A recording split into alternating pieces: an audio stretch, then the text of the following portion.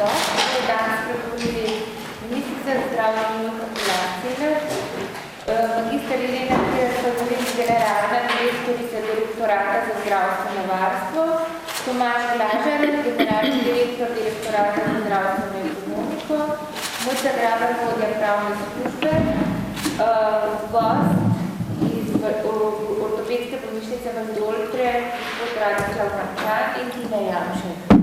Hvala lepa, bi dala besedo kar gospe ministrici, prosim za nekaj zagovornih besed. Hvala za besedo, prav lepo pozdravljeni tudi v mojem imenu. Kot je Majda že uvodoma povedala, bo ta dve ključni temi današnje tiskovne konference predlog sprememb zakona o zdravstveni dejavnosti, ki je v javnosti doživel številne polemike in diskusijo, v drugem delu pa vam bomo predstavili, oziroma konkretno vam bo kar gospod direktor bolnišnice Valdoltra, ki je v pilotnem projektu, kaj vse so ugotovili pri projektu skrajševanja čakalnih dob. Naj uvodoma še enkrat poudarim, da je predlog sprememb zakona o zdravstveni dejavnosti ne predvideva ukinitev koncesij v zdravstvu, kot se to zelo namerno v javnosti napačno razlaga oziroma skuša prikazati.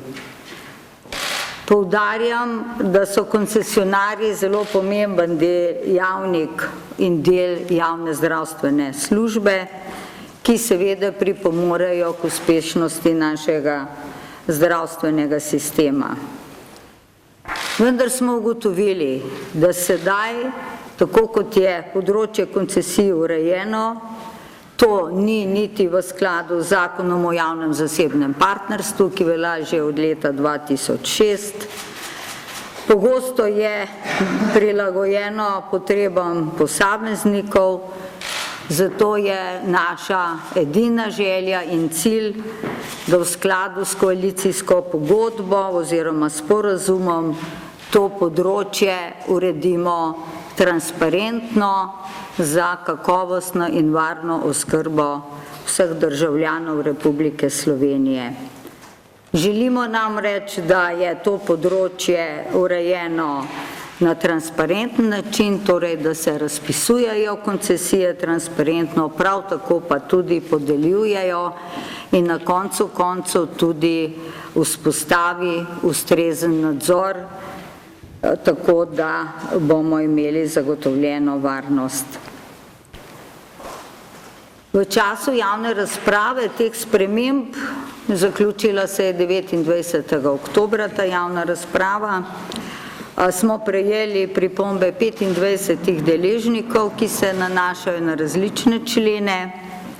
Na Ministrstvu za zdravje smo zdaj v zaključni fazi proučevanja teh pripomb, ki jih bomo seveda vse dobre in vsebinsko smiselne pripombe tudi upoštevali. K rešitvi posameznih pravnih vprašanj smo povabili tudi zunanje pravne strokovnjake. Hkrati seveda smo povabili k pripombam in sodelovanju tudi vse zainteresirane interesne skupine, tako da pričakujemo, da bo lahko potem končni predlog zakona, predvidevam konec januarja naslednjega leta, imel široko podporo in velik konsens, ker je, kot sem že rekla, edini cilj in namen tega, da se zadeve uredijo transparentno. Da pa bi to dosegli, so pa v tem zakonu predvidene ključne rešitve. Predvsem zakon opredeljuje pogoje, ki jih morajo izpolnjevati pravne osebe za pridobitev dovoljenja za upravljanje zdravstvene dejavnosti. Predvsem tukaj mišljamo na seveda ustrezne kadre. Nadalje zakon opredeljuje razloge, na katerih lahko pa pristojni organ to dovoljenje tudi odvzame. Sedanja ureditev namreč ima ta primer samo kot ukrep pri upravnem nadzoru. Koncesije se podeljujejo na javnem razpisu, podlaga za razpis pa je koncesijski akt. Koncesionarji dopolnjujejo dejavnost v mreži javne zdravstvene službe. Nadalje, po novem predlogu zakona, koncesija ni predmet pravnega prometa. Kot veste, je v preteklih mesecih in obdobjih prišlo do več sprememb oziroma kupoprodaj. To se pravi, v bodoče koncesije ne bo možno kupiti ali prodati. Koncesije se podeljuje predvidoma za določen čas, v predlogu zakona je do 15 let. Določena so tudi merila za izbiro koncesionarja in pa pogoji, ki jih mora izpolnjevati ponudnik, da lahko pridobi koncesijo. In podrobneje v zakonu opredeljena tudi sama vsebina koncesijske pogodbe in seveda potrebno je v prehodnih določbah določiti tudi določene roke za uskladitev dovoljenj in sedanjih obstoječih koncesijskih pogodb. Toliko na kratko o ključnih vsebinah glede tega predloga sprememb in dopolnitev zakona. Hvala lepa. Prosim gospod magistro Ireno Kirar-Kazarin, generalno direktorico Direktorata za zdravstveno varstvo. Ja, jaz sem bolj na slabem glasu, tako da ne vem, kako boste razumeli. Temu, kaj je ministrica povedala, praktično ni kaj dodati, ker pač je javnost bolj zainteresirana za razmerje, kar se koncesij tiče. Sicer se v teh predlogov zakona dotikamo tudi dovoljenj za delo za upravljanje zdravstvenih zavodov oziroma zdravstvene dejavnosti po zavodih, tudi socialno varstvenih zavodih, da bo enako kot v javno-zdravstvenih zavodih. Prenaša se tudi direktiva za področje telemedicine, tako da ni samo, bom rekla, razlog spremembe zakonodaje, samo pač bolj podrobno urediti podeljevanje koncesij in samih razpisnih pogojev in podelitve in izbire kandidatov. V tem delu namreč je treba ta zakon uskladiti z zakonom o javno-zasebnem partnerstvu iz leta 2006.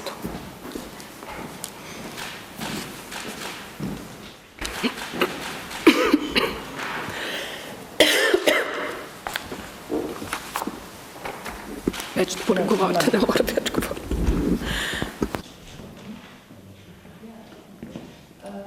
Hvala lepa. Bi dala gospodu Marčanu, ki imamo pilotnem projektu skrajševanja čakalnih dob, ki smo ga začeli na ministrstvu jeseni. Vršica Valdoltra je naredila sedaj analize, ki bo obstavljati projektor. Hvala. Hvala lepa. Rad bi se zahvalil ministrici za Kolarjevi, Rad bi se zahvalil gospi ministrici, gospi Kolarjevi, vsem ministrstvu za zdravje, da smo postali del pilot projekta analize in skrajševanja čakalnih vrst. Posebej pa zaradi tega, ker smo zadnje 2 leti so bili številni očitki prav na našo ustanovo, da smo kršili zakone oziroma pravila glede čakalnih vrst in zaradi tega smo si to vzeli zelo resno, da smo natančno analizirali, kaj se to dogaja z našimi čakalnimi vrstami, zakaj včasih izpade, da pacient preskoči čakalno vrsto oziroma kakšna pravna podlaga je temu, da se to ne bi zgodilo. Imamo eno analizo za 4 leta od 2009 do 2012, ki je pač natančno ugotavljamo del pacijentov, ki so zaključeni oziroma ki niso več sposobni za operativni poseg in del pacijentov, ki so bili pripravljeni za operativni poseg, nekje približno je odnos 1:2. Uspeli smo natančno na zadnjo analizo narediti za leto 2015 in smo ugotovili, da imamo v tej vrsti število pacijentov, ki niso pripravljeni za operativni poseg. Predvsem govorim o pacijentih po število hitro 2 in 3, nujni pacijenti seveda se operirajo v čim krajšem terminu. Ugotovili smo, da v tej vrsti je največ tistih, ki niso trenutno sposobni za operativni poseg.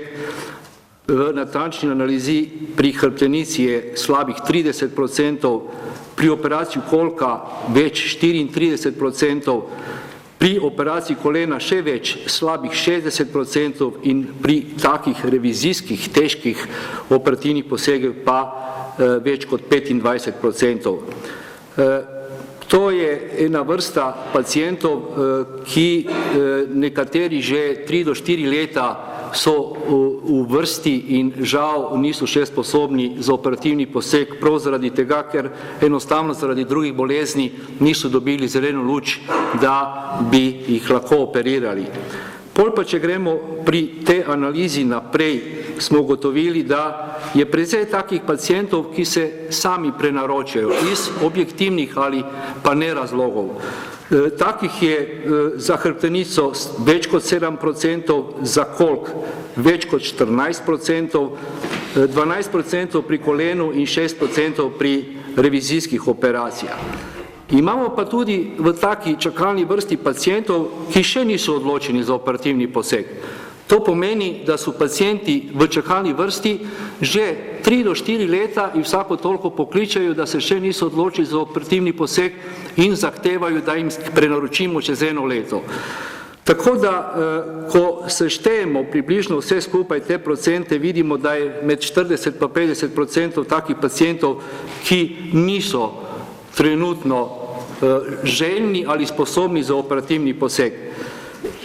Pri natančni analizi smo pa ugotovili, da nam pravna podlaga dela velike težave, predvsem zakon o pacientovih pravicah in z druge strani pravilnik o čakalnih vrstah.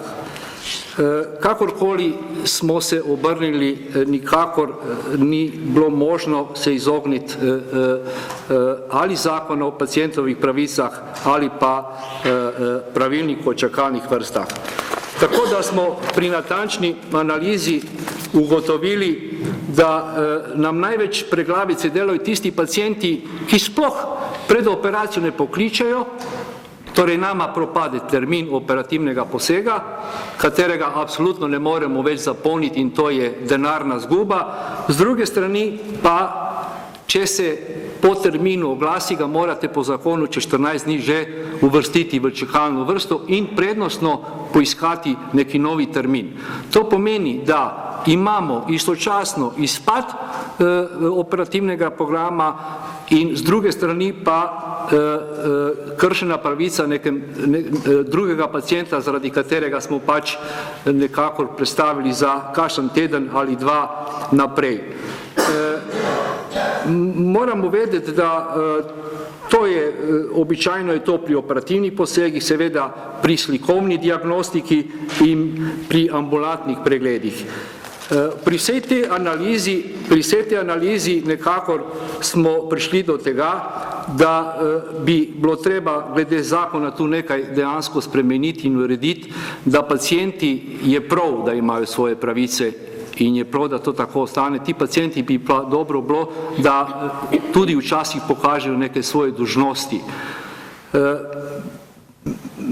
Tako da osebno smo prišli do zaključka, da zakon mora dopuščati naknadno upravičevanje odsotnosti le v izjemnih primerih, sicer pa bi morala biti nepravočasna odjava termina sankcionirana, naprimer kot plačilo določenega deleža vrednosti storitev. To nam dela zelo velike preglavice in ves čas smo v nekem hitenju, da se ti termini zapolnijo. Moram pa reči tudi, da smo opazili pri analizi vsako leto, približno je decembar ali julij, avgust, ko pacijenti masovno odklanjajo operativne posege in se hočejo prenaročati, se verjetno vemo vsi zakaj. Vemo, da ti operativni posegi v Valdoltri večinoma niso nujni, to so elektivni posegi, torej to so posegi, s katerimi mi dvignemo kvaliteto življenja. Potem pa ob tistih masivnih odpovedi operativnih posegov ekipe zdravstvenih administratorjev in sester delajo na tem, da spet zapolnimo te termine in sigurno potem tu ne moremo nikakor misliti, da se tu dogaja, kdo prej pride, prej melje. To je nemogoče. Jaz običajno rečem, da ta čakalna vrsta je nekje živo bitje, katero se menja iz teden v teden, iz dneva v dnev. Samo na kratko, če mi dovolite, ena zelo lepa analiza v enem tednu našega kolegu, kateri je pač spremljal določeni program. Moramo vedeti, da mi na teden operiramo med 45 pa 50 operativnih posegov, kako hrbtenice, tako kolkov kolen in športne poškodbe. In šlo je konkretno, pacient ne more urediti prevoza, prosi za odložitev za en teden. Prehlajen prejel je obvestilo obravnavi na sodišču, poskrbeti mora za nego staršev. Sporoča, da so se pojavile težave z zobovjem, opraviti mora operacijo čeljusti. Pojavil se je neurejen pritisk, ga ureja. Mož je bil pripeljan v bolnišnico, prosi za odlog. Mikrobiološki izvidi punkcije kolka še niso opravljeni oziroma jih nismo prejeli. Poškodoval si nogo in tako. To je samo v enem tednu odpoved pacijentov, katere smo pač morali nadomestiti, termine nadopolniti in program narediti, katerega smo ga dolžni izpolniti v celem letu, v svojem obveznem programu. Tako da to so problemi, s katerimi se srečujemo vsak dan in naš nekakor predlog, kateri bi mogoče bilo dobro, da bi ga upoštevali, je naslednji, da take pacijente, ki trenutno niso sposobni za operativni poseg in smo videli po analizi, da jih je največ, tudi do 40%, je treba dati v neko posebno skupino oziroma kakšno drugo čakalno vrsto in najti v okviru bolnišnice skrbnika, ki bo skrbel, to je običajno case manager, ali je to mogoče samo v eni osebi ali več oseb, to je pa zdaj stvar, koliko je tih pacijentov. Tisti case manager bi pa skrbel za vse te bolnike vsakotedensko in avtomatično vsak tak bolnik tistega momenta, ko bo sposoben za operativni poseg, ga takoj prednostno uvrščati. To so nekje bolniki z stranskimi bolezni, ali so to kardialne težave, ali so neke druge onkološke težave, katere enostavno strani internistov, kardiologov in naše anesteziološke službe nimajo zeleno luč, da bi jih operirali. Druga skupina, kar nas najbolj skrbi, so pacijenti, ki se prenaročajo. Tu ni toliko problem s pacijenti, ki nekako mogoče pravočasno povejo, da ne bojo prišli na operativni poseg, ker saj nekako en teden, 2 tedna pred odpovedjo lahko nekako nadomestimo z drugim pacijentom.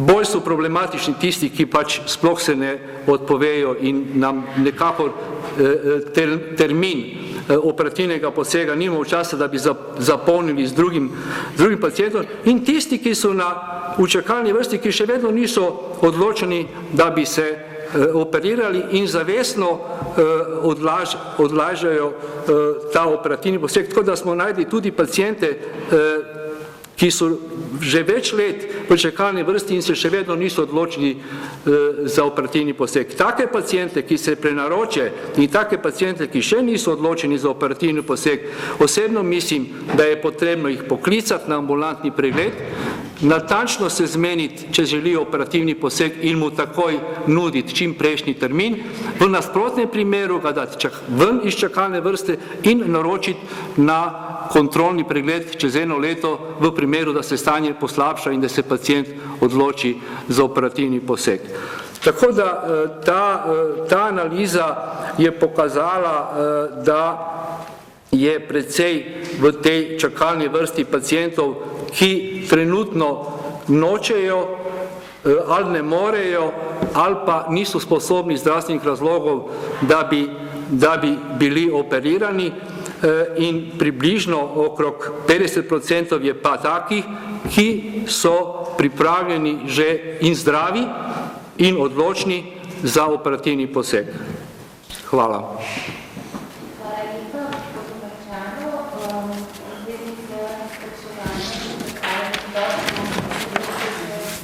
Direktor Direktorata za zdravstveno ekonomiko Tomaž Glažar. Hvala lepa. Glede pilotnega projekta ste zdaj že slišali par besed, že dr. Marčan je tudi celo neke rešitve že nakazal, katere bomo šli.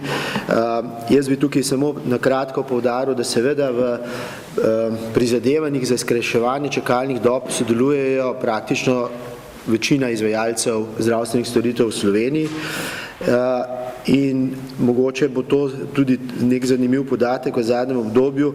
V letošnjem letu pravzaprav se stalno povečuje število čakajočih, predvsem smo ugotovili zaradi tega, ker vse več izvajalcev tudi Nacionalnemu inštitutu za javno zdravje posreduje poročila.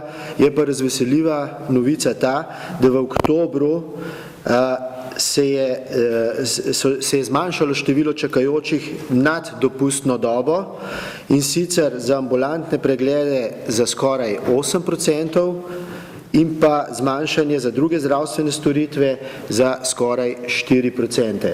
To pomeni, da dejansko odziv na to akcijo obvladovanja čakalnih dob je naletel na plodna tla tudi pri izvajalcih, ki se jim tudi seveda zahvaljujem, ki niso v tem pilotskem projektu. Hvala.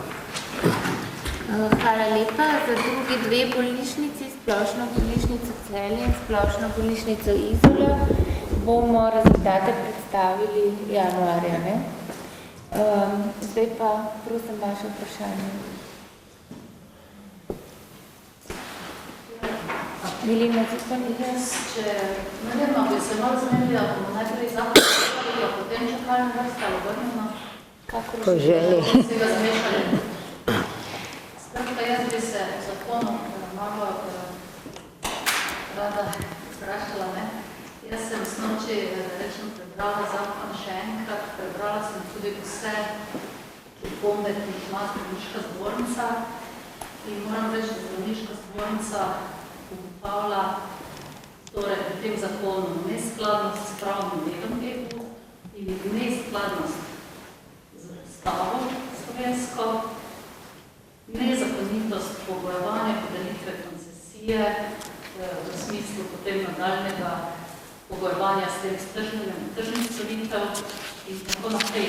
Posega na področju dovoljenja za delo, seveda posega ne samo v koncesije, pač pa tudi v vso privatno dejavnost, pač zdravstveno na Slovenskem. Zdaj me zanima, kako boste pravzaprav ali nameravate uskladiti, da tako rečem, z našo ustavo in z evropskim pravnim redom tale zakon ali ne. Prav tako mislim, da ni res, kar ministrica pravi, da zavajamo in zelo namerno v javnosti mislujemo, da koncesij ne bo. Namreč na to kažejo 3 členi tega zakona. Res je, da je to pozorila zbornica, ampak kot rečeno, jaz sem se včeraj pravzaprav čas, na to pač kažejo 3 člene. In sicer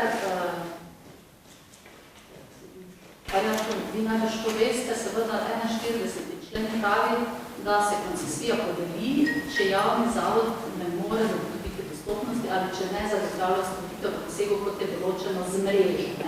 Potem naslednji člen 44. govorni o 15 letih in prehodna določba pravi, da bo vse to upoštevano v 2 letih. Torej, če te 3 stvari združiš, je jasno, da bo ministrstvo pač ugotovilo, kje lahko in kje ne more in se bo potem pač vrnilo to na zavod. Iz tega pač to sledi. Tako da moram reči, da mi kot novinarji to razumemo in da bo torej v 15 letih to prešlo nazaj na zavod. Zdaj, tam, kjer pač ni nujno, kot piše 41. člen, drugi stavek.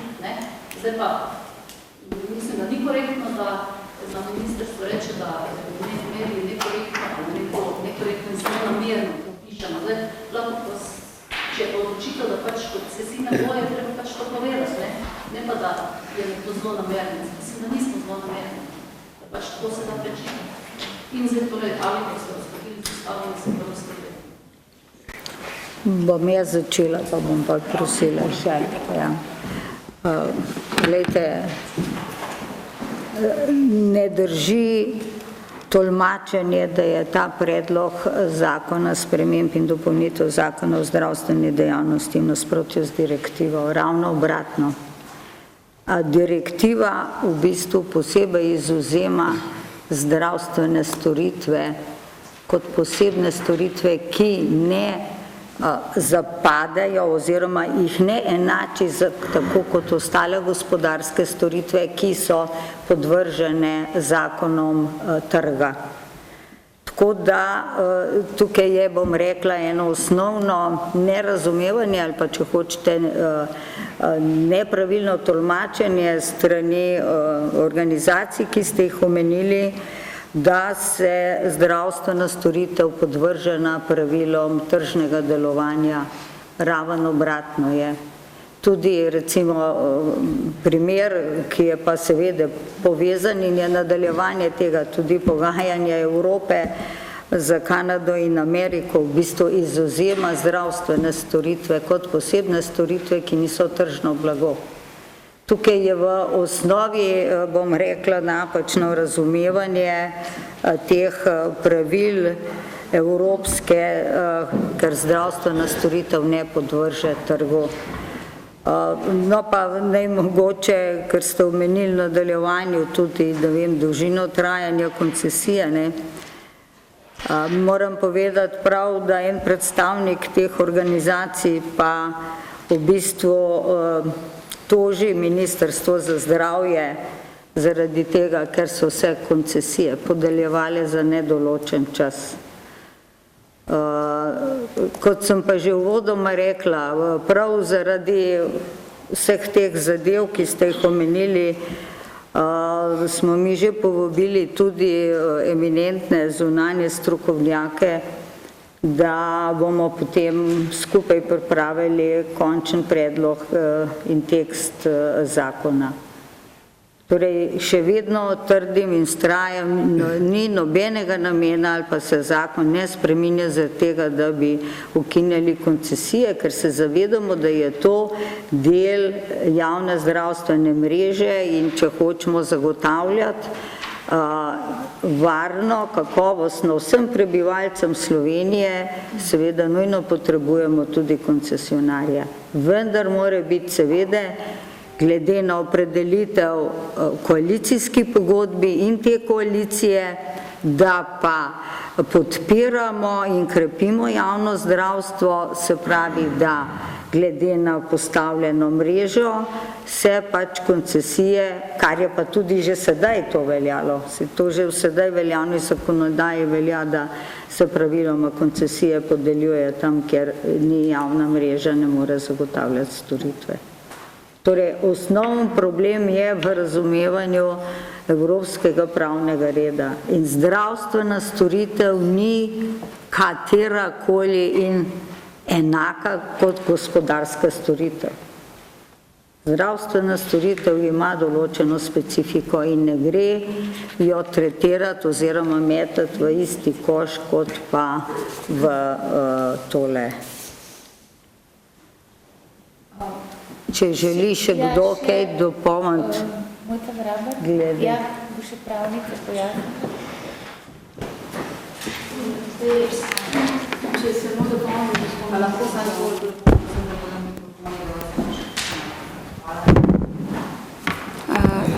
Če še z pravnega vidika malo dopolnim gospod ministrico, tako kot je bilo omenjeno, že sedaj so koncesije tiste, ki so dopolnjevale sicerčno mrežo, ki so jo zagotavljali javni zdravstveni zavodi.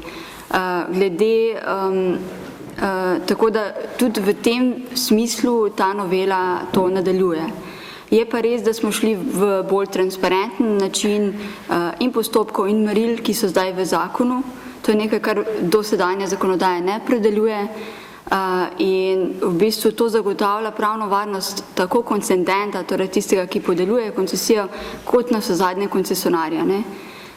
Naše stališče pač je, da je trenutna zakonodaja podnormirana. Vi veste, da zakon o zdravstveni dejavnosti se koncesij, ki pa so pomembni dejavnik v javni zdravstveni mreži, dotika samo v parih členih. Ne govori o merilih, ne govori o kriterijih, kar pomeni, da danes na terenu imamo zelo različne vidike, kako se tega lotijo, eni z javnimi razpisi, eni brez, eni z določenim časom trajanja, eni pač brez. In iz tega vidika pač ta novela zakona na nacionalni ravni skuša dati iste metre za vse bodoče koncesionarje. Dejstvo pa je, tako kot ste omenila, da se bo potrebna po uveljavitvi tega zakona revizija, torej vseh obstoječih veljavnih razmerij, ker se bodo pač morali uskladiti z določbami tega zakona. Ampak to seveda ne pomeni, da se bojo koncesije ad hoc ukinile, tako kot je rekla že gospa ministrica. Hvala. Mene samo eno vprašanje. Rekli ste, da se bo po začetku veljave tega zakona moralo koncesije, že obstoječe koncesije uskladiti z zakonom. To pomeni, da v bistvu bojo od koncesij za nedoločen čas prešle na časovno omejene. In ali je to pravno dopustno, glede na retroaktivnost, ki je samo v določenih primerih dovoljena in ni dovoljena v primeru, da se skrajšuje oziroma se omejujejo pravice. Zdaj, pogledala se bo celoten postopek, pogledala se bo vsebina koncesijske pogodbe, pogledala se bodo merila, kriterije, če se izpolnjuje ta kandidat oziroma ta koncesionar že obstoječa. In pa ja, v skrajnem primeru seveda revizija pomeni tudi to, da če se koncesija podeli za nedoločen čas, pa zakon pravi do 15 let, seveda bo tudi to predmet pregleda. Ampak je to pravno dopustno, glede na to, da v bistvu retroaktivno ne more zakon delovati? Tukaj gre v bistvu za javno službo.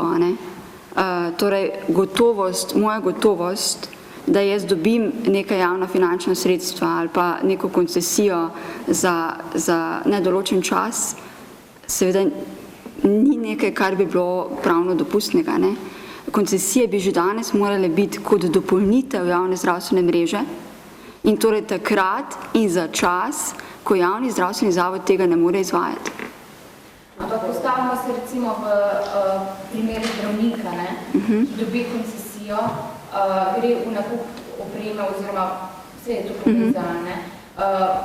On pričakuje recimo, da bo imel koncesijo za bistveno daljše obdobje kot pa 15 let. Zdaj pa pač je on vložil to denarja v to opremo, zdaj bo pa pač omejeno. To razumem in v bistvu to trajanje do 15 let, v bistvu gleda tudi stroške, ki jih ima, tudi to se bo upoštevalo pri dodeljevanju časa trajanja koncesije. Vi morate vedeti, da neka splošna ambulanta ima sigurno drugačne stroške kot pa kakšna specialistična, ki ima drago opremo. Ampak zdaj v bistvu že mogoče komentiram preveč vsebinsko, tako da bi mogoče gospa. Jaz sem hotela samo...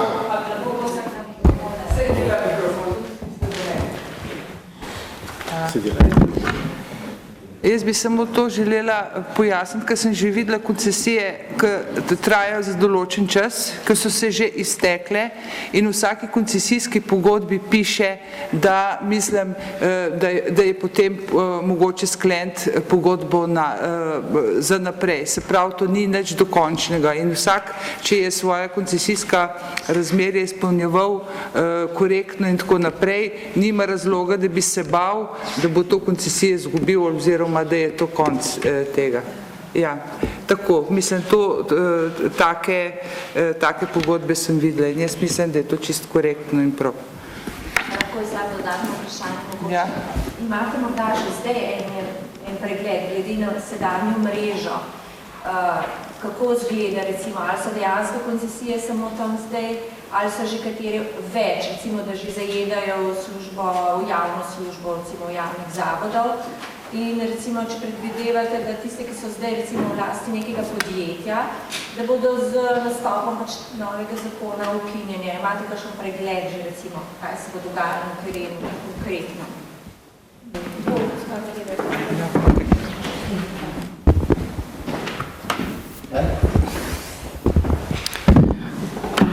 Mi smo s temi revizijskimi postopki že pričeli, a ne? V bistvu namen teh revizijskih postopkov je, da se pač oceni trenutno stanje, da vidimo pravzaprav, kaj v sistemu je. Obstoječa mreža je pa pač financirana mreža, ne? Praktično ta država ni imela enega sistemskega akta, na osnovi katerega je pravzaprav mrežo zdravstvenega varstva postavljala, tudi v preteklosti ne in tudi sedaj ne. V tem zakonu pač želimo te zadeve tudi uskladiti in v tem kontekstu bo tudi ta revizija teh podeljenih koncesij tudi potekala, ne? In tukaj se bodo potem programi lahko lepo dopolnjevali s tistimi, ki tečejo v javnem zdravstvu, ampak vendar na bolj sistemski, bolj pregleden način. Če pa ste mislili, če smo že kaj ugotovili zdaj s temi postopki, če se kje službe koncentrirajo ali kako, ne, seveda sej vendarle so bile podeljevane brez kriterijev, ne. Dejansko so ponekod podali to brez razpisa in če razpisa ni, potem seveda praktično lahko pozvojimo ali pa zelo, bom rekla, namnožimo službo v tistem področju. Ni nekako enakomerno porazdeljena in to je mogoče res najbolj glavna šibkost obstoječega sistema. Ta sistem bi se mogel že uveljavljati od leta 2006, ko je bil zakon o javno-zasebnem partnerstvu, ki razpise predvideva, že uveljaviti, pa se nažalost ni na lokalni ravni ponekod, ja, ponekod ne, na državni ravni pa, kot vsi dobro veste, pa razpisov ni bilo.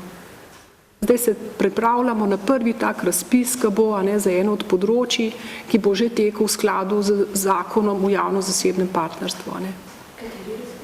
Prosim? En razpis se bo pripravil, vse bomo povedali, kaj bo, tako daleč. Kaj pa to, recimo, ki ima zdaj v lasti podjetje? To je pa pravna zadeva, tukaj ne moramo pravnih zadev komentirati. Ne vem, kaj ste mislili v zvezi z lastnimi podjetji. Če imajo, izpolnjujejo kriterije, potem podjetje ni, tudi v zakonu o javnem zasebnem partnerstvu je to jasno opredeljeno. Tako da tukaj ne vem, razumem vprašanje.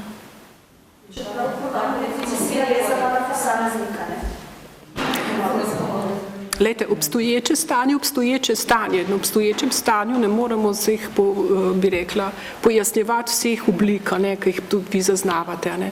To bo predmet revizije.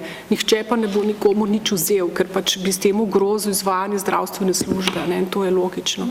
Potem kakšen resni zakon počne spremeniti, ki veljavi sedanjim besedilom? Seveda, če smem, to je, bi rekla, delovni predlog. Glejte, mi sploh nismo še uspeli, bi rekla, vseh pripomb vsebinsko iti skozi in bomo jasno vse pripombe sprejeli. Tudi še bodo usklajevanje, tako da to je bil, bom rekla, osnovni predlog oziroma delovno gradivo, mi temu rečemo.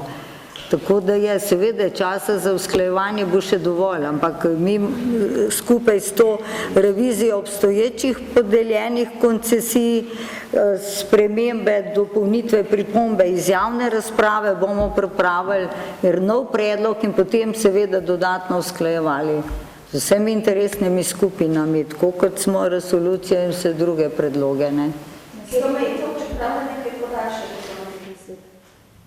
Glejte, pogovarjali se bomo o vseh členih in o možnih rešitvah in skušali iskati konsenze, definitivno. Samo toliko mogoče pri tej dobi, 15 let, 30 let, mislim, da tukaj je treba slediti pa evropsko zakonodajo. A ne, evropska zakonodaja tukaj daje jasne usmeritve, kako je z trajanjem, tako da se bomo uskladili v tem delu z evropsko zakonodajo.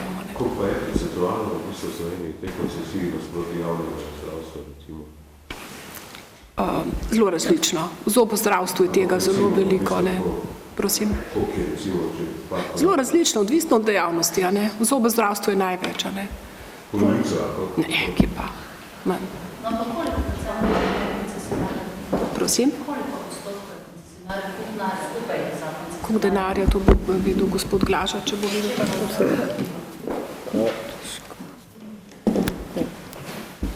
Zdaj, če govorimo o obsegu sredstev namenjenih, se gibljajo med 13 in 15% na letni ravni. Okay, primar in sekundar. Mislim, skupaj, govorimo zdaj za kompletno, jaz zdaj nimam čist podatkov ločeno po dejavnosti. Odvisno dejavnosti. Tako, kaj je kolegi... Imajo večji odstotek, ene imajo manjši odstotek. Tukaj čisto značnega odgovora ne more biti.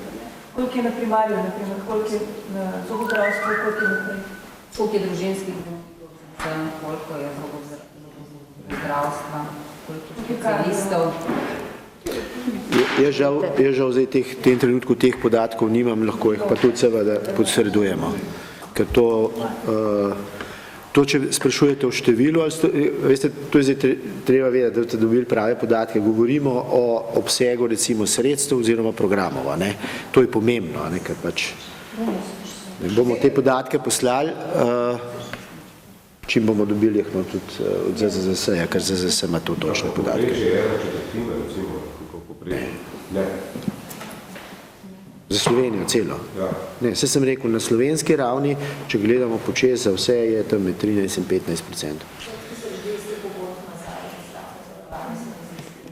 Ja. Ja, zdaj vprašanje, kako so vzeli, boste dobili in ko bomo predstavili tudi revizijo vseh, bi rekla, obstoječih koncesij, pogledali, koliko je po posameznih dejavnostih, na primarju, koliko pa na sekundarju, ne? Podatek od zdravniške zbornice, ne, 70%. To je denarno gledano. Ampak vendarle je treba vedeti, da mi enačimo koncesijo s programom, vendar to ni to, a ne, to ni isto. Se pravi, imamo lahko koncesionarja, ki ima samo pol programa, ne pomeni, da bo v grupi koncesij prinesel večje število kot pa pri vrednosti programa, ne. Sploh pri zobozdravstveni dejavnosti je tako, ne, pa še pri kaki, ker imajo pravzaprav omejeno koncesijo, ne. Se pravi, da ni cel program zakupen. To se pravi, to so dve različne stvari, pa jih je fajn tam tako videti. Jaz bi še nekaj vprašala, kar se pač ne dotika koncesionarjev, pač pa čistega zasebnega zdravstva. Ali namerava ta zakon pravzaprav ukiniti popolnoma zasebno zdravstvo v Sloveniji? Ker, na primer, anketa Dela je 2-3 mesece nazaj pokazala, da 24% ljudi kupuje zdravstvene storitve, torej pri zdravnikih zasebnikih. Zdaj ta zakon popolnoma v bistvu odločuje to delo tisti, ki je zaposlen v javnem sektorju, v nobenem primeru ne more imeti lastnega podjetja. Na tej točki namreč ugotavlja zbornica, da je nasprotno z evropskim pravnim redom in Ustavno sodišče je tudi sprejelo že 2 odločbe, ki pravi, da je to nasprotje slovensko ustavo, da človek pač omejuješ pravico do dela. Kako, torej, ali namerava, torej, ali je tendenca, da se ukine popolnoma torej zasebna praksa, ali kaj je pravzaprav tendenca tega zakona? Mislim, kako, kakšen je namen na tej točki? Kako boste odgovorili na to, torej, da ali bojo potem zdravilišča nehala delovati, recimo v zdravstvenem smislu, tako kot je zakon napisan, zdravilišča ne bodo mogla delati, ne? Zato ker je nosilec zdravstvene dejavnosti, jer torej zakon pravi, da podjetje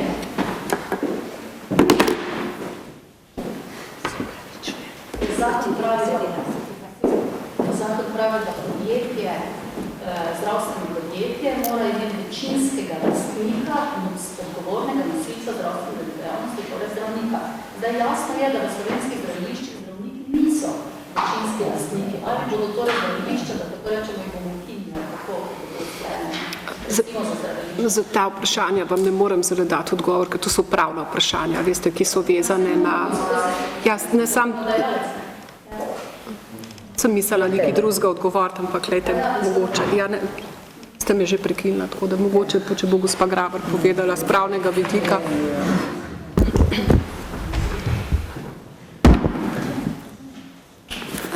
Zdaj, treba je tiste ankete, ki ste omenila, ki naj bi jo delo izvedlo, ne poznam v bistvu, kako je bilo vprašanje, ker morate vedeti, da v bistvu zelo veliko ljudi, ko reče, da kupuje zdravstvene storitve pri čistih zasebnikih, v bistvu šteje tukaj tudi notri koncesionarje. Tako da tistega ne morem komentirati.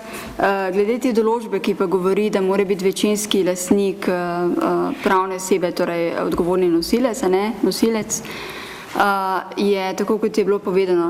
Mi smo naredili en osnutek, za katerega smo bili prepričani ali pa smo prepričani, da je optimalen. Praksa bo pokazala, v katerih delih smo mogoče, bo treba v bistvu še zadeve pretehtati.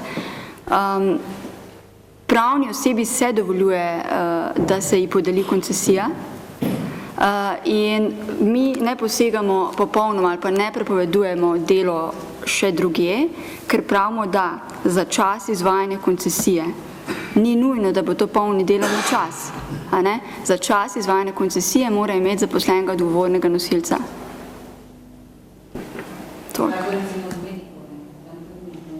Zdaj, konkretnih primerov ne bi želela komentirati.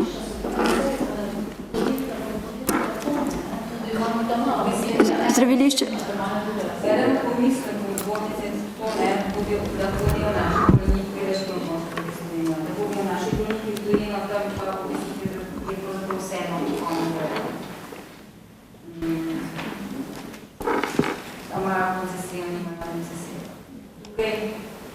Recimo se pa bo njihovem mnenju na nek način zadevo obnovati. Tam pa lahko grejo kamorkoli in bodo hodili z obmejnih krajev, kot hodijo zadnje. Se to lahko hodijo z zadnje, ne? Zapotnice ne morejo tudi zasebniki, tukaj zapotnica v Avstrijo pa lahko zasebnikom, ne specialistični. Ja, po pravilih, a ne tako kot so določena, to grejo lahko tudi sedaj, ne? Zasebniku, ne koncesionarju, čistemu zasebniku. To je po evropski direktivi, lahko dobijo iz tujine vrnen denar na zavarovalnici, medtem ko če gredo v našemu zasebniku denarja ne dobijo vrnen. Plačate. Vidite, tu ima vsaka država svoja pravila v okviru zdravstvenega varstva. Tukaj ni, bi rekla, enotnih pisanih pravil, razen to, da ima lahko vsak možnost, da izbere, a ne? To prosto pomeni, da bodo denar naši bolniki nosili v tujino, namesto da bi ga k našim zdravnikom in da naše ekonomije odpravili. To ne pomeni to, a ne, ker če ne bi se že to zdaj veliko, mislim, množično dogajalo, ne, pa se ne. Mogoče na zmeri več pa na te komentarje bo mogoče pomagal podatek, ko ga je dala zavarovalnica na nedavnem sestanku, ko se je implementirala bila napotnica, to verjetno poznate, ne? Ko se je implementirala bila napotnica, ne? In v prvem, bom rekla, obdobju, ko se je pač začela porabljati, je prišlo recimo v približno 3500 zahtevkov na ravno cele države, ne? Mislim, da so rekli, da je bilo to oktobra meseca. Novembra meseca jih je bilo že, mislim, da okrog 1000. To na zavod preverite, če hočete konkretno. Zdaj jih je prišlo samo še 300. Ne. Se pravi, da dejansko je ta pul z vidika celotnega javnega sistema praktično zelo majhen. Tu govorimo o čistih zasebnikih, tisti pač, ko ne delajo znotraj javnega sistema, ker bolnik gre tja in si sam plača storitev, nima zdaj ta zdravnik pravico, da bi bilo napotnico, da vstopi v sistem. Se pravi, zdaj, ko je ta bila napotnica registrirana oziroma je pripoznana kot listina, se bo dalo zelo lepo slediti tudi, koliko teh sredstev vsak od nas nese k čistemu zasebniku. In potrebno potem vstopi spet nazaj v javni sistem.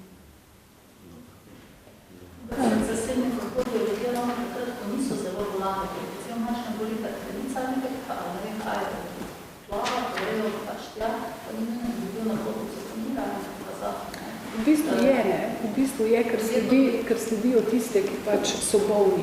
Zdaj, veste, če zasledimo, da gre človek iz utemeljenih zdravstvenih razlogov, gre k svojemu enemu od zdravnikov, gre k svojemu zdravniku, osebnemu, ki je pač v javnem sektorju ali pa k zasebniku. In če je ta bolan potem praviloma pri zasebniku ne more kaj dosti upraviti, razen tistega prvega kontaktnega kliničnega pregleda, pa mnenja za naprej. In takrat ponavadi moraš iti v sistem, nek sistem naprej, takrat dobiš napotnico. Tako da se posredno da tudi oceniti, koliko je teh, bom rekla, oseb. Jaz predlagam, da gremo še na skrajševanje čakalnih dob, če imate kakšno vprašanje. Mene zanima, ministrica, a boste upoštevali te predloge, ki jih je dal gospod Marčan, glede sankcioniranja bolnikov, ki pač ne bi prišli na dovoljeno operacijo, oziroma kaj se vam tukaj zdi smiselno, kakšni ukrepi, da bi pač preprečili takšne anomalije? Kot sem že dejala, smo mi že pred časom, preden smo šli v ta pilotni projekt, ugotovili, da je treba dejansko spremeniti zakon o pacientovih pravicah, posledično tudi pravilnik o vodenju čakalnih seznamov. Zakon je pa treba seveda spremeniti, bi rekla, ne samo v smislu pravic pacientov, temveč tudi njihovih obveznosti. In seveda mora biti obveznost pacientov tudi ta, če ne more na poseg, da pravočasno obvesti tistega izvajalca zdravstvene storitve, da na poseg ne more priti iz takih ali drugačnih razlogov, ali da prosi za, bi rekla, prerazporeditev, ali kar se ne odloči. Ja, seveda podpiramo se, prav namen je pilotnega projekta skupaj na, bi rekla, vest in odgovornost, da če nekdo je predviden za poseg, da je se toliko odgovorno obnaša do sebe in do izvajalca, da javi. Vprašanje je tukaj tudi recimo organiziranosti izvajalcev zdravstvenih storitev. Izvajalci bi lahko poklicali recimo 3 dni ali pa 1 teden pred posegom in rekli, a prijete, je dogovorjeno, mislim. Ja, se strinjam, bomo na to tudi misli in upoštevali obe strani, zlasti, ki je gospod Marčan rekel, da bi imel skrbnika tega seznama. Če pacienta naročite na operativni poseg in pač čaka tisti datum, obvezno ga preverjamo pred tem, torej ta pacient je 1 mesec pred posegom na naši anesteziološki ambulanti, kje preverjamo, je sposoben za operativni poseg ali obstajajo neki rizični faktori, ki je treba še nekaj dodelati, da bi ta varnost pacienta bila na nivoju. In v tem se pač dogaja, da enostavno pacient ima praktično dovoljenje naše anesteziološke službe z vsemi papiri, sposoben za operativni poseg, želi si operativni poseg in pač zdaj ga uvrstimo. Po akreditaciji mednarodni ta anesteziološka ambulanta mora biti, predvsem to so operacije na kolku, kolenu in hrbtenice in te revizijske operacije, katere so najtežje, in ta ambulanta mora biti najkasneje 1 mesec pred operativnim posegom, ker potem že to ni veljavno. Enostavno, a je smisel zdaj, da ga 5 dni pred operacijo kličemo? Če je bil 1 mesec predtem na pregledu obdelan, pogovorijo se z anesteziološko službo, dobi zeleno luč, gre svome operaterju, zmeni se natančno še za termin, lahko tudi počnemo. Veste, morate upoštevati, da ta analiza je zelo veliko truda stala. Moram reči, ob kadrovski podhranjenosti, ob ZUJF-u, je veliko ljudi dodatno delalo tudi v popoldanskih urah, da smo to analizo naredili. Tako da tu je treba zdaj, predvsem je treba določiti skrbnika čakalnih vrst, to je zelo pomembno, ta skrbnik mora biti odgovoren za to grupo pacientov, ki trenutno niso sposobni za operativni poseg in skrbeti sproti od teh pacientih in dejansko vsakič, ko pač je pacient sposoben, ga takoj nekje uvrstiti prednostno v prvi termin, ampak spet odrinete, veste, tako, da je to, zato sem ja rekel, da je to živo bitje, vi se vsakodnevno s tem ukvarjate, pa ne samo ena oseba, ne. Ker mi naredimo na teden, kot sem rekel, med 45-50 operativnih posegov, moramo strogo gledati, da so vsi termini polni. V primeru, da ne naredimo program na koncu leta takega, ko smo podpisali z ZZZS, nas ZZZS kaznuje, denarno nas kaznuje in še ta program na naslednje leto odvzame. Torej, to je ves čas vsakodnevna ena vojna okrog tega, da so ti programi polni. Tako da, če bomo pa prišli do tega, da je dobro še ga poklicati za vsak slučaj, vse niso problem pacijenti, ki pokličejo. Mi z polnim razumevanjem, to ni zdaj, veste, neko kaznovanje tudi z naše strani. Človek ne more priti na operativni poseg, ker ima nekih drugih nezdravstvenih problemov v družini in tako naprej. Vse to vedno v dogovoru s pacijentom dobi neki naslednji termin. Ne. Problem so tisti, ki enostavno nič ne povejo. Kako, ali bomo to rešili s tem, da ga bomo prej poklicali? Možno? Za kar se tiče obveščanja, bi vas rada vprašala, zdaj je recimo skupščina dodala en denar za predvsem procession del za ortopedske operacije. Ali bi vam sploh pomenil, kaj je ta dodaten denar? Ali lahko vi naredite več, kot naredite zdaj? Se pravi, če je na primer zdaj čakalna doba 3 leta za hrbtenico, če je resnična sploh zdaj čakalna doba za hrbtenico? Ni resnična. Ali lahko naredite več, če imate več denarja in koliko se vam zdi, da je dejanska potem čakalna doba, recimo sploh?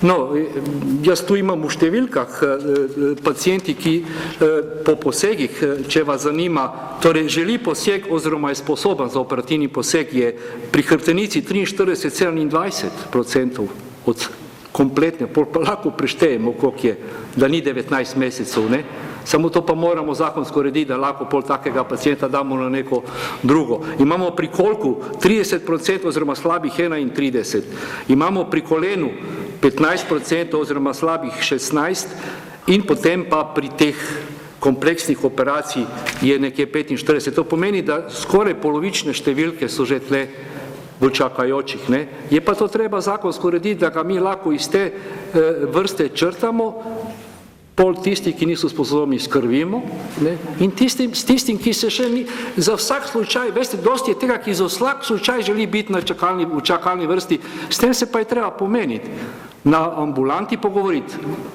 ali ste za operativni poseg, če ste takoj dati termin, v nasprotnem ga dati ven v čakalne in čez eno leto naročiti na kontrolo, in pač takrat se meniti in sproti ugotavljati, ali se stanje poslabša.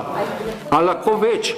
Veste, ja pogrešam, jaz sem zdaj na tem stolčku 2 leti, ne, in predvsem pogrešam, da smo že pogodbo z ZZZS podpisali oktobra letos.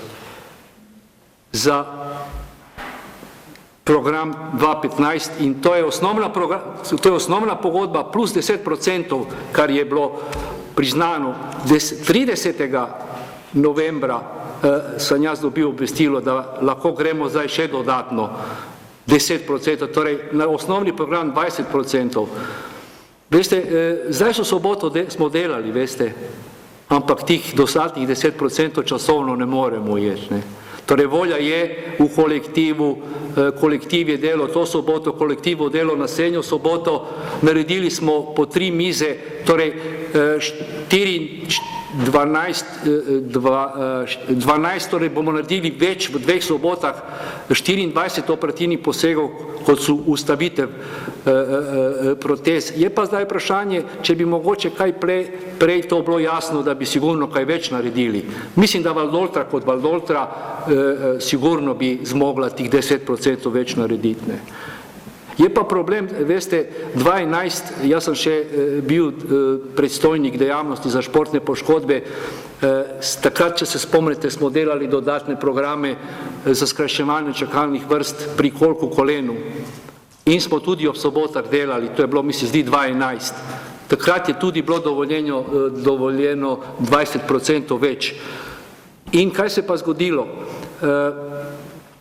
Delali smo s podjemnimi pogodbami ob sobotah Imeli smo dovoljenje takratnega ministra za zdravje in zdaj smo DURS, enostavno je prišel v našo hišo, ob analizi je ugotovil, da smo goljufali, ja še vedno ne vem, kaj smo goljufali, ker da smo nekaj šteli, da ne more biti redno delo nad 15 ur, ampak ne vem, ne me vzeti za besedo. Zgodilo se pa to, da smo plačali kazen 90 000 DURS-u, smo se pritožili, smo dobili na prvi stopnji, ampak druga stopnja pa spet odločila v korist DURS-u. Torej, ostali smo ob 90 000, da smo ne vem kaj naredili, a smo takrat skrajšali čakalno dobo, samo smo skrajšali od 2 do 3 leta pri ustavitvi protez na pod 1 letom. To pomeni, da komunikacija med Ministrstvom za zdravje takrat in Ministrstvom finance ni bila po mojih ocenah zadosta, da bi potem se takrat zmenili, da pa nismo edini Valdoltar delali so vsi ortopedski oddelki v celi državi. To so neki problemi, ki včasih mogoče malo komunikacije, ampak možnosti dodatnega programa je sigurno izvedljiv, je pa sigurno časovno smo v neki stiski zdaj, da enostavno več kot bomo naredili v 2 sobotah se žal ne da. Ker ste še ravno pri besedi nekaj, imate zdaj probleme s svetom zavoda, če sem prav razumela. Če nimate nič proti, jaz s tem ne bi nič govoril. Ko bo mogoče ministrica povedala, če bi ne. Ali boste povedali, zakaj ste proti novi sestavi sveta? Povejte samo na kratko, zakaj ste pač proti sestavi novega sveta? Lahko rečem, da z gospodom Loredanom jaz nisem imel nikoli nobenega problema, jaz sem ga pripeljal v Valdoltar toliko let nazaj. Mislim, da sem vam s tem vsem rekel, o detaljih res ne bi govoril, ker jaz mislim, da nima smisla. Res nima smisla, veste. Hvala lepa, že da smo bo mogoče komentirana. Glejte, člani sveta so bili izbrani v skladu z, bi rekla, protokolom, tisti, ki so se prijavili, ki so dobili največ točk od strokovne komisije, napravljen je bil, izrazili so tudi željo, ki bi radi bili člani sveta in ne vem, konkretna oseba, na katero mislite, je dobila, mislim, da 13 točk od 15 možnih. In potem je pač vlada odločila, kot je odločila. Ne vidim razloga, ta moment, da, tako kot sem rekla, postopek je bil voden, strokovno, preverjene so bila znanja po teh 3 kriterijih. No, zdaj je to.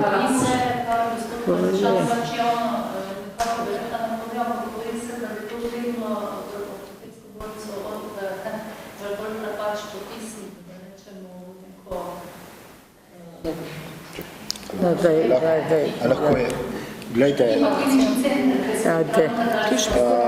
kar se tiče bolnišnice Valdoltra, to lahko dr. Marčan tudi potrdi,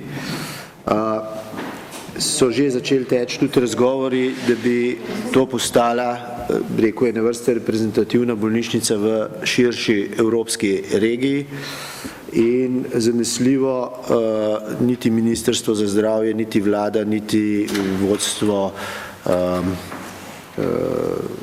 bolnišnice Valdoltra niso zainteresirani, da bi šle zadeve na slabše. Jaz sem osebno prepričan, da bojo šle na boljše. Poglejte, mi imamo, tako kot je gospa ministrica povedala, ustrezen protokol za izbiro članov.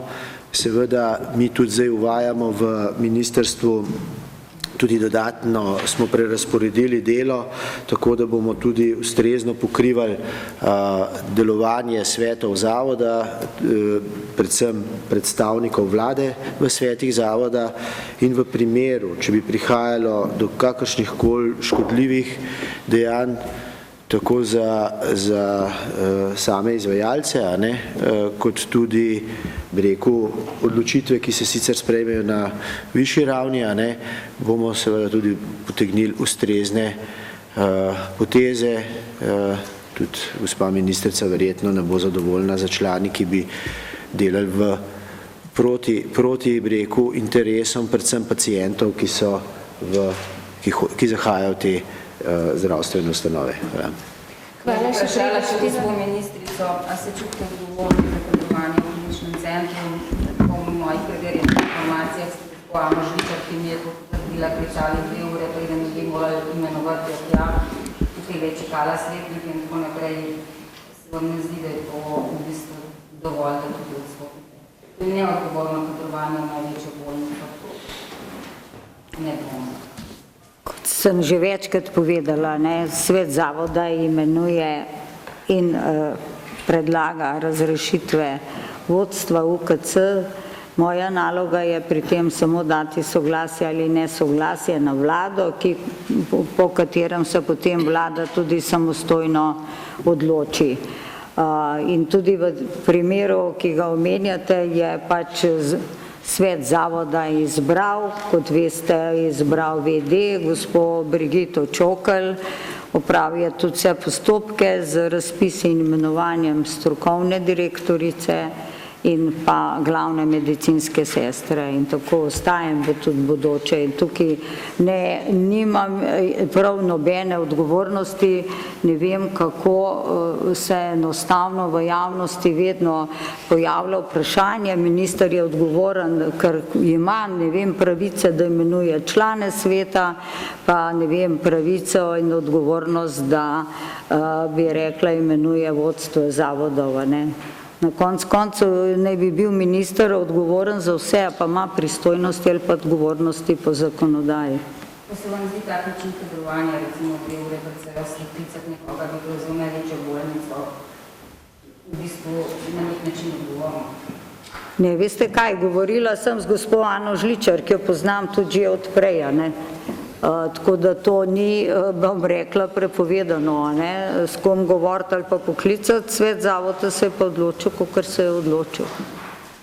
Jaz sem še eno vprašanje, zdaj s koncesijami čisto kratko. Zdravniki opozarjajo, da je bilo premalo časa to na javni razpravi, skratka, da je na njihovo opozorilo, je bilo to danes šli na internetno stran in da so imeli možnost v to pogledati mogoče 14 dni. Se vam zdi, da je bilo dovolj časa? Ne. Ne drži? 1 mesec je bila javna razprava. Koliko časa bo to na internetu? Ja, javno razpravo na e-demokracija, zdaj se obveščajo vse te javne razprave in je bila 30 dni, definitivno. To, seveda vse. In če bo potrebno bomo še usklajevali, ne? Ni zadeva zaprta. Zdravniška zbornica je dala pripombe, ne? Tudi Združenje zasebnih zdravnikov je dalo pripombe, kar veliko pripomb, ne? One so tudi zelo konstruktivne, tako da... Može, če je bilo vsake dni postavljeno za vrhunski redni PLS? Ne, seveda. Vete, se ved, da bomo, ampak jaz sem sam povedala, kaj je ključen nesporazum ali pa nerazumevanje tega evropskega prava vezano statusa zdravstvene storitve, ki ni kar katerakoli druga gospodarska storitev. Sam to, bo pa seveda bomo usklajevali, ne? Ali je nova različica? Ja, predvidoma konec januarja. Kaj pa spremembe, ko se zavarovanja tiče? A je ta analiza recimo zdaj končana? Pa zanima me, če so dali te usmeritve, za katere ste naknadno spremljali, kako imate zdaj predvide, da boste zakone ravnali? No, glejte, ta teden, torej jutri je resolucija na seji odbora in predvidoma bo najkasneje 23. sprejeta na vladi. To je ta 10-letni strateški dokument, v katerem so seveda tudi vse aktivnosti, ukrepi in tudi kar konkretna časovnica, kaj se bo v posameznih letih do leta 2025 spreminjalo, dogajalo, novi zakoni in tako naprej. Tako da to si lahko pogledate, mislim, da je zdaj tudi že objavljeno na vladni spletni strani. Analiza je, v bistvu je že v fazi prevajanja. Naj vam povem, da predvidevamo zaenkrat za 8. januar. eno predstavitev celotne analize, ugotovitve, slabosti s priporočili. Pripravljen bo za 8. januarja tudi en krajši dokument, ki bo povzetek vseh posameznih sklopov analize, celotno analizo, ko morate vedeti, da je pa tega, ne vem, 370 strani, pa upamo, da bomo uspeli prevesti in objaviti na naši spletni strani do konca januarja. In tam noter, torej, kar vas najbolj zanima, Zakon o zdravstvenem varstvu in zdravstvenem zavarovanju, pa povezava tudi dolgotrajna oskrba, bo pripravljen v letu 2016, poleg vseh drugih aktivnosti. Datum pa mesec, torej v prvi polovici leta naslednjega, ker bo treba skupaj se dogovarjati tudi z dolgotrajno oskrbo. Seveda so pa še drugi zakoni, tudi ki jih bo treba, pa je tukaj zakon o lekarniški dejavnosti, zdravstvenih delavcih pa še eno, ampak. Zdaj v petek smo v pomanjkanju zdravstvenih reform se novinarji udeležili, se predstavitve zdravstvene reforme v Nove Slovenije, ali boste sprejeli predsednici stranke in ali boste upoštevali predloge Nove Slovenije? Torej, jaz, glede na to, da sem bila na regionalnem obisku, petek sem, kolikor sem uspela prebrati ali biti seznan z medijev, kaj je predlog Nove Slovenije, sem pa povedala, da sem vedno pripravljena se pogovarjati, slišati dobre predloge z vsemi, tako da nimam težav tudi se dobiti, ne vem, z gospo Ljudmilo Novak, oziroma ne vem, kdo je predstavil te nove rešitve. Seveda, če gredo v smeri podpore javnemu zdravstvu za kvaliteten, enakopraven dostop vseh prebivalcev. Lahko samo še eno vprašanje. Ali bodo vsi urgentni centri letos končani, tako da so ta evropska sredstva zagotovljena, da ne bi karkoli izgubili? Ja, lahko vam zagotavljam vsi. Mislim, da tudi ta zadnja odpiranja so 23. decembra. In tudi to, kar smo načrtovali in je v pravilniku o nujni medicinski pomoči, kar je predvideno, da se preseli v te urgentne centre, tudi to poteka. In isto teče tudi aktivnosti za vzpostavitev dispečerske službe. Vse do zadnjega centa in datuma bo narejeno, kar pomeni, da se tudi zdravstvo da investicije narediti v sklopu finančnih načrtov in v roku. Oprema? Tudi. Vse bo letos? Vse. Je že. Vse, v bistvu je že, no. Mislim, da imajo že vsa tudi uporabna dovoljenja, ja. Zdaj smo poročali, da je odredno Izola je za 2 meseca se zaprla, ne? Odprla je 2 meseca zaprla, ker ni upreda, torej da pač 2 meseca pač ne teče preda. To ne bo držalo, če ne pa, torej jaz vsak sem na tekočem in me dnevno obveščajo kaj, ker je definitivno si Slovenija ne more privoščiti, da bi vračala ta sredstva, pa tudi konec koncev, ne, ste imeli priliko videti, kakšna nova, moderna tehnologija in oprema je v teh urgentnih centrih.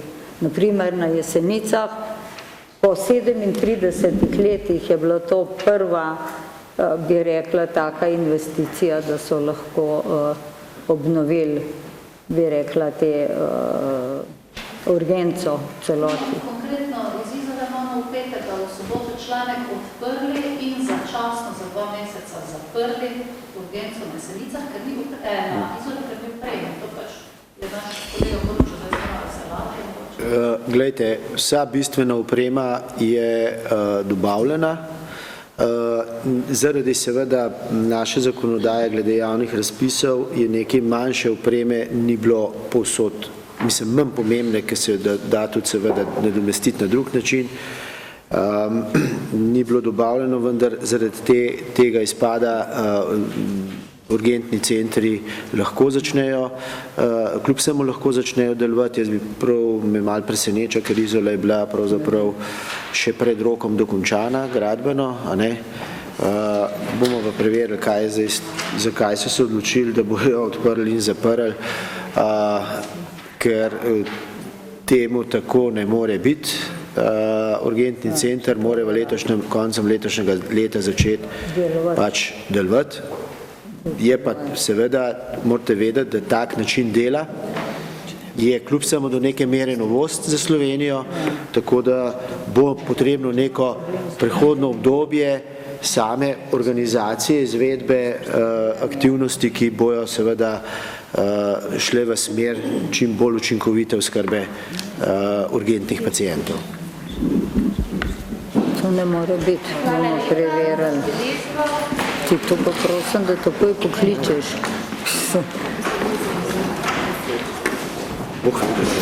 Kaj? Razen, če imajo problem. Kaj? Z zdravstvenim domom, ja.